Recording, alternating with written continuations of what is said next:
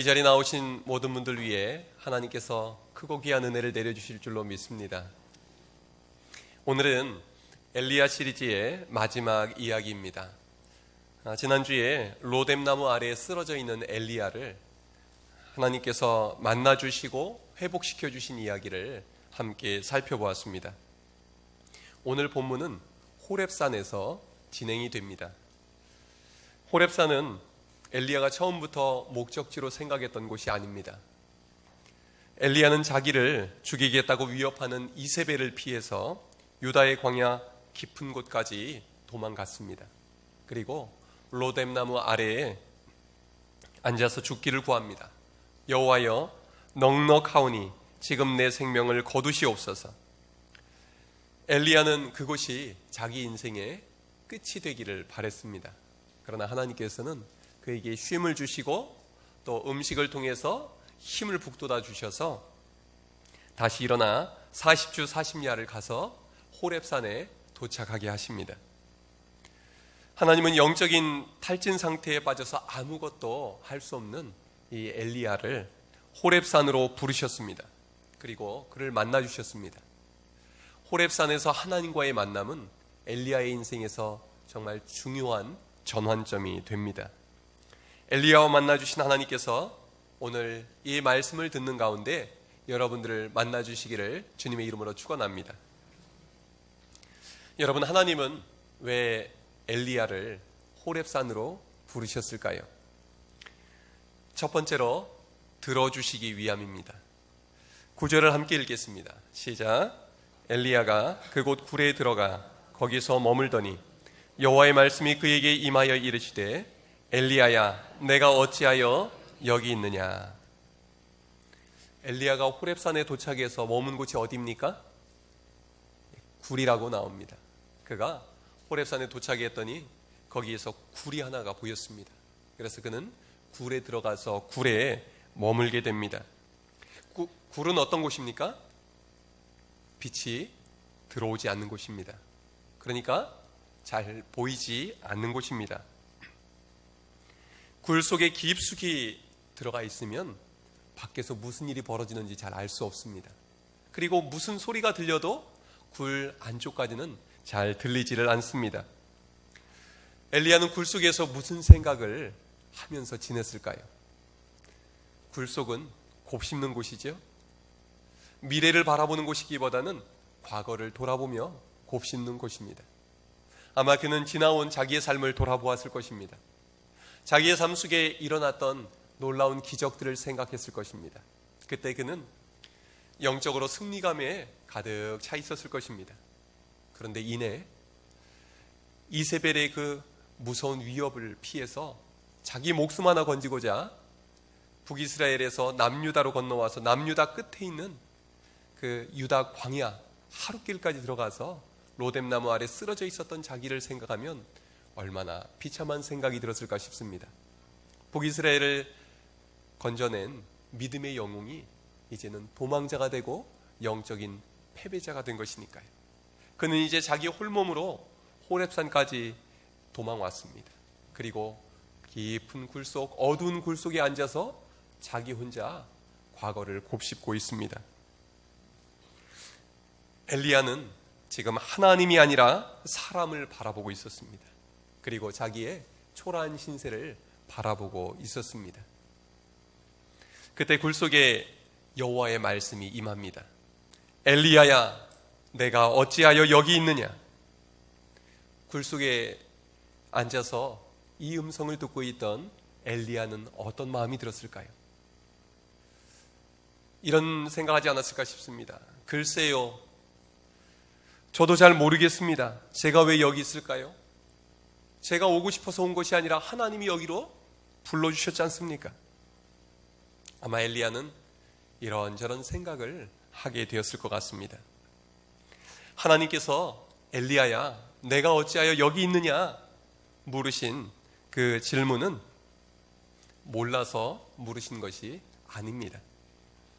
엘리야의 마음속에 있는 생각들을 하나님 앞에 다 쏟아놓으라고 하나님께서 질문을 던져주신 것입니다. 엘리야가 10절에서 하나님께 이렇게 대답합니다.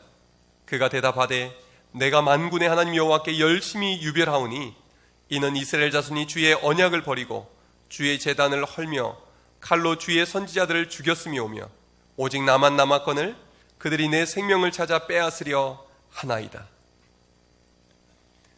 하나님께서 하신 질문에 엘리야는 마음속에 쌓여있던 생각들을 다 쏟아냅니다. 하나님, 제가 하나님을 향하여 열심히 특별한 거 아시죠? 여기서 열심히 특심하다 할 때, 유별하다 할 때 이 유별이라는 말은 히브리어로 카나라고 합니다. 그 말은 열심이라는 뜻과 더불어서 시기하다, 질투하다라는 뜻이 있습니다. 하나님을 너무너무 사랑해서 하나님 대신 다른 우상들을 섬기는 사람들을 보면 그 마음에 견딜 수 없는 마음이 불일 듯이 일어났다는 것입니다. 그의 마음에 그 고통이 있었다는 것입니다. 그래서 우상을 제거하고 믿음을 바로 세우는 일에 자기의 목숨을 걸고 그는 헌신했습니다. 그러나 돌아보니 현실은 많이 바뀌지 않았습니다. 도리어 엘리야의 목숨을 빼앗겠다고 이사야가 좀 무섭게 추격을 해옵니다. 그는 하나님께 하소연합니다. 이스라엘 자손들은 주의 언약을 버렸습니다. 주의 제단은 무너졌습니다. 그리고 주의 백성들이 도리어 주의 선지자들을 죽였습니다. 이제 저만 남았습니다. 그런데 저들은 제 생명마저 빼앗고자 찾고 있습니다. 엘리야의 심정은 이런 것이지요. 하나님, 어쩌면 저에게 이러실 수 있습니까? 이건 아니잖아요. 혹시 여러분들도 그런 마음이 드신 적 있습니까? 이런 극단적인 상황에서 엘리야가 더 괴로웠던 이유는 자기의 속마음을 털어놓고 나눌 수 있는 사람이 한 명도 없었기 때문입니다.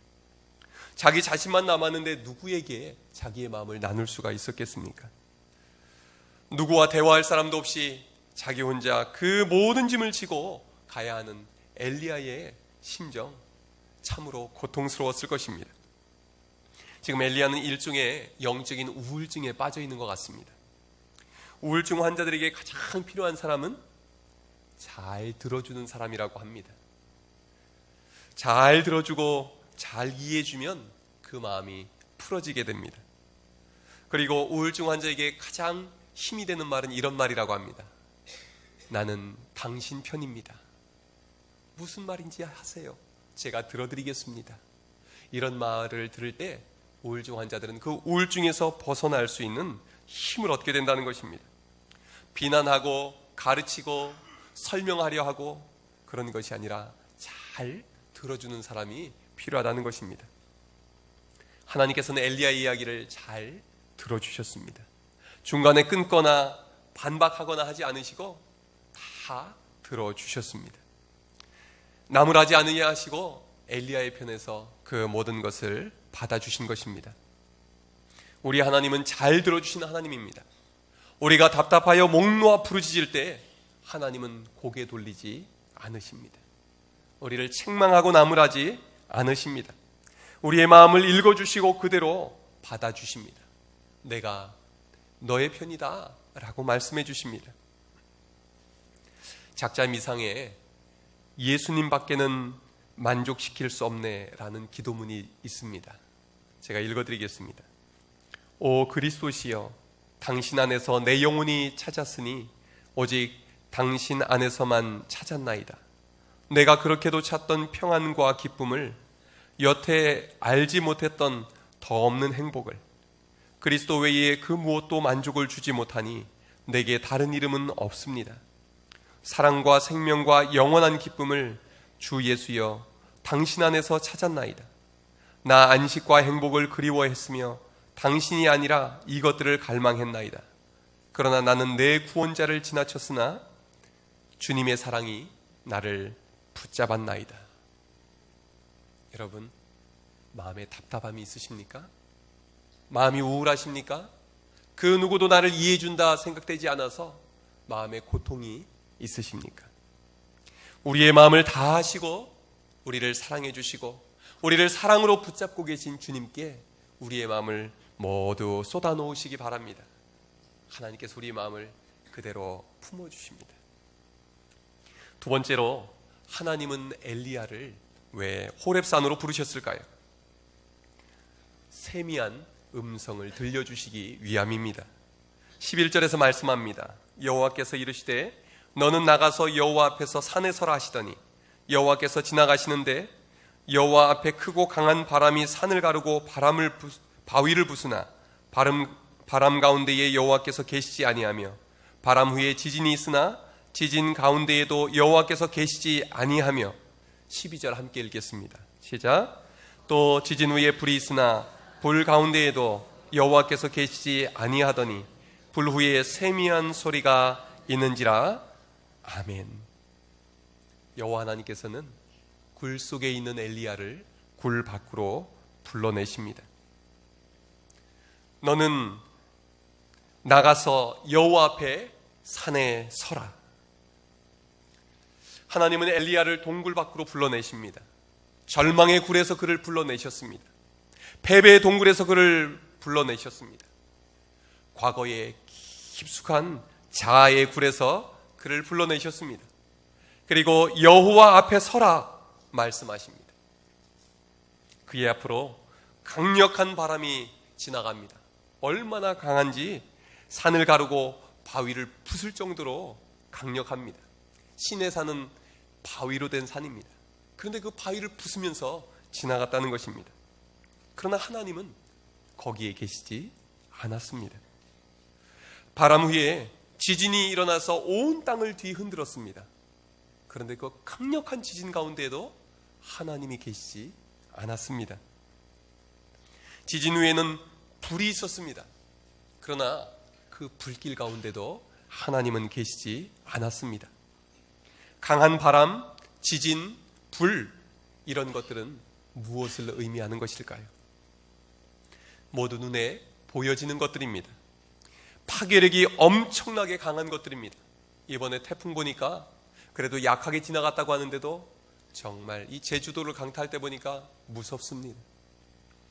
지진이 일어나면요, 건물이 다 쓰러지고 그 여파가 엄청 멀리까지 파급됩니다. 불이 한번 나면요, 모든 것을 다 불태워버리고 맙니다. 우리는 하나님이 우리에게 다가오실 때 마치 강한 바람처럼, 강력한 지진처럼, 때로는 불타오르는 그 강한 불길처럼 우리에게 다가오기를 바라고 있지 않습니까? 성령 체험을 할 때도 몸이 진동하고 방언이 터져나오고 신비한 것을 보고 뭔가 강력한 체험을 우리는 바라고 있지는 않습니까? 그러나 하나님은 엘리야에게 바람과 지진과 불과 같은 방법으로 임하지 않으셨습니다. 하나님께서 엘리야를 만나주신 방법은 그런 특별하고 엄청난 방법이 아니었습니다. 불이 지나간 후에 세미한 소리가 들립니다. 그 소리를 듣고 엘리야는 겉옷으로 얼굴을 가리고 나가서 굴 어귀에 섭니다. 그때 다시 소리가 그에게 임합니다. 엘리야야, 내가 어찌하여 여기 있느냐. 하나님께서는 바로 그 세미한 음성 가운데에서 엘리야를 만나주셨습니다. 이 질문은 굴 속에서 들려주신 질문과 같은 질문입니다. 그러나 하나님께서 이 질문을 하시는 의도는 전혀 다른 것 같습니다.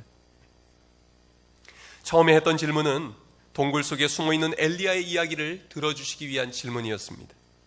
그러나 내가 어찌하여 여기에 있느냐라는 이 두 번째 질문의 의도는 무엇일까요? 엘리야는 똑같은 질문인 줄 알고 똑같이 대답합니다. 만군의 하나님 여호와께 열심히 유별하오니 이는 이스라엘 자손이 주의 언약을 버리고 주의 제단을 헐며 칼로 주의 선지자들을 죽였음이오며 오직 나만 남았거든 그들이 내 생명을 찾아 빼앗으려 하나이다. 여러분, 엘리야가 지금 어디에 서 있습니까? 호렙산 굴 앞에 서 있습니다. 엘리야가 이스라엘 자손이 주의 언약을 버렸다고 그렇게 하나님께 말했는데요, 호렙산은 어떤 곳입니까?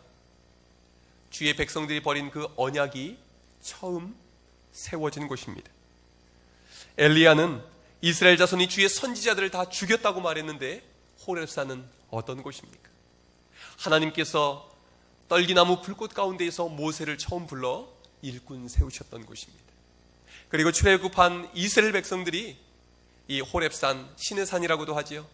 거기에서 하나님과 언약을 맺고 십계명을 받았던 곳입니다. 또한 그곳은 하나님께서 아론과 그 제사장 아들들을 제사장으로 세우셨던 곳입니다.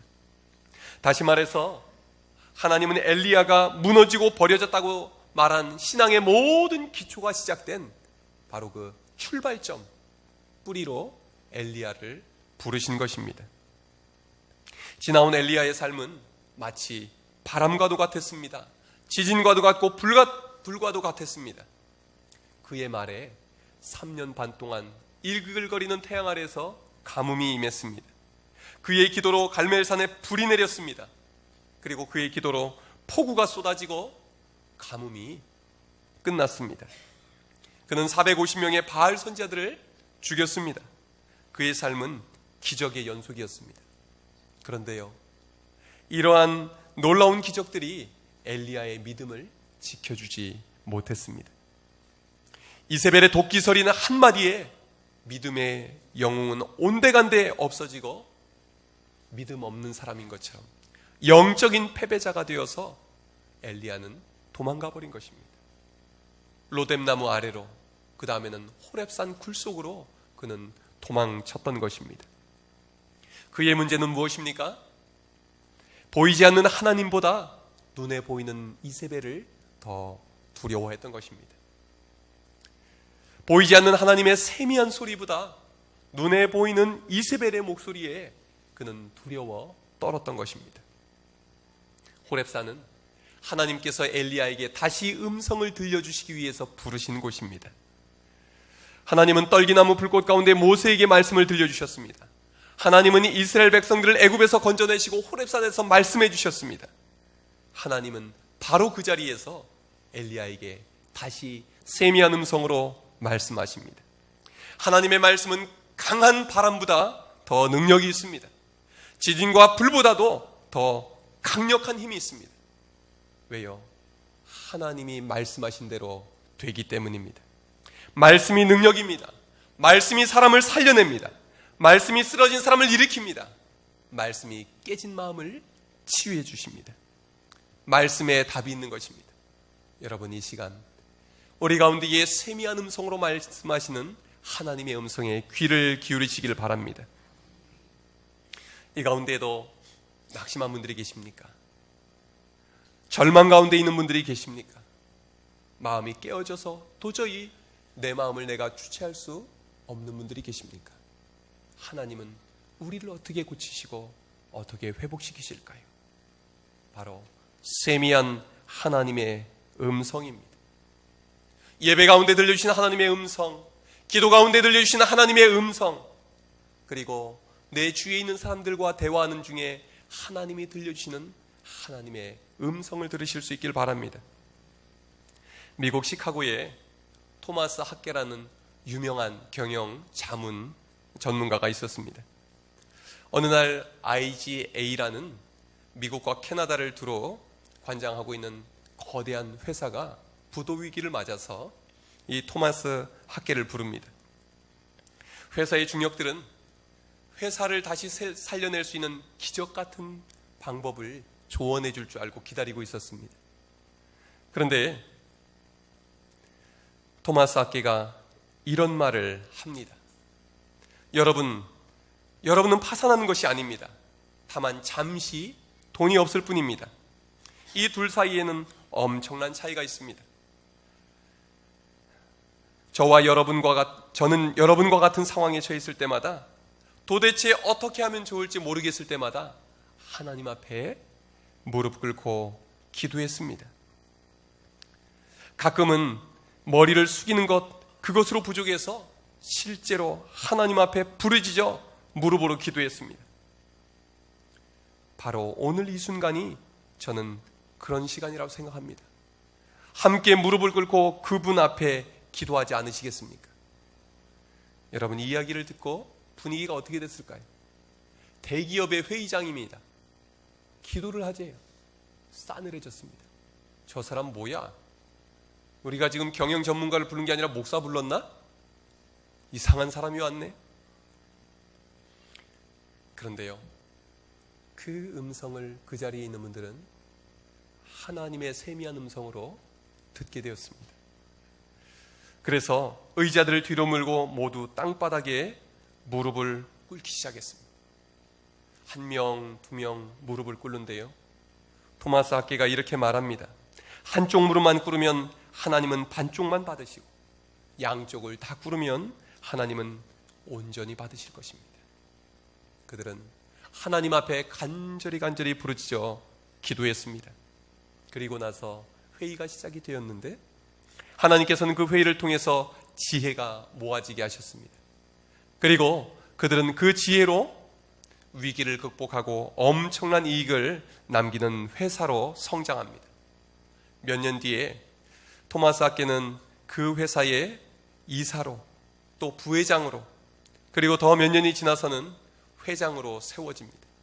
그리고 그 회사는 세계적인 기업이 됐다는 것입니다. 여러분은 어떤 문제 가운데 계십니까? 하나님께서 우리에게 세미하게 들려주시는 그 소리에 귀를 기울이실 수 있길 바랍니다.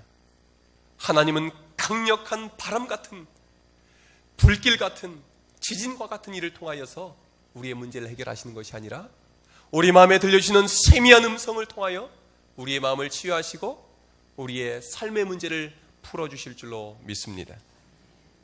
마지막으로 하나님은 엘리야를 왜 호렙산으로 부르셨을까요? 새로운 사명을 주시기 위해서입니다. 우리 15절 16절 같이 읽겠습니다. 시작. 여호와께서 그에게 이르시되 너는 내 길을 돌이켜 광야를 통하여 다메섹에 가서 이르거든 하사엘에게 기름을 부어 아람의 왕이 되게 하고 너는 또 님시 아들 예후에게 기름을 부어 이스라엘의 왕이 되게 하고 또 아벨 무홀라 사밧의 아들 엘리야사에게 기름을 부어 너를 대신하여 선지자가 되게 하라. 아멘. 바로 이것이 내가 어찌하여 여기 있느냐? 라고 물으신 주님의 질문에 대한 주님의 답변이었습니다. 엘리야는 이제 죽기만을 바라던 사람이었습니다. 할 수 있는 것은 더 이상 아무것도 없다고 생각했던 사람입니다. 그러나 하나님은 엘리야를 굴 밖으로 불러내셨습니다.